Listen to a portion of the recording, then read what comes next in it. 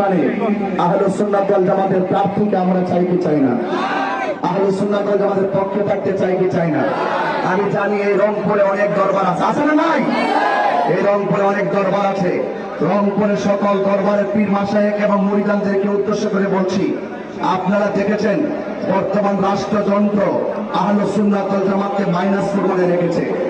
আমাদের সকলে যদি ঐক্যবদ্ধভাবে ঘুরিয়ে দাঁড়িয়ে যায় এবং সকলে যদি ঐক্যবদ্ধভাবে আমাদের অবস্থানকে আমরা জানান দিতে পারি, আমি বিশ্বাস করি এই দেশের রাষ্ট্রযন্ত্র আমাদেরকে সংলাপে ডাকতে বাধ্য হবে। কথা বলেন ঠিক কিনা? আগামী ত্রয়োদশ জাতীয় সংসদ নির্বাচনে আহলে সুন্নাত ওয়াল জামাতের প্রার্থী যাই আসুক না কেন, আমরা তার পক্ষে থাকতে চাই কি চাই না? সুন্নি হয়ে লড়ব, সুন্নির ভোট সুন্নিকে দিব। সুন্নিরা যেই দিকে যাবে এবার একদিকে যাবে, তার সাথে যাবে, একসাথে যাবে, হাতলে রাখতে হবে। ঠিক কিনা বলে? আমরা কাছে আসি নাই বলেন? দিন শেষে দেশটাকে বাঁচাতে হবে, দেশের মানুষকে বাঁচাতে হবে, ধর্মের সুরক্ষা করতে হবে।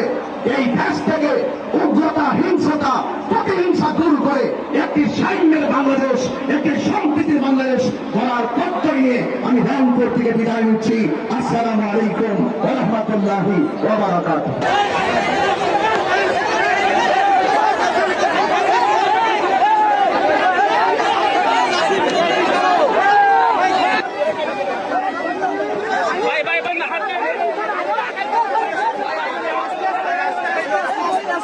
ভাই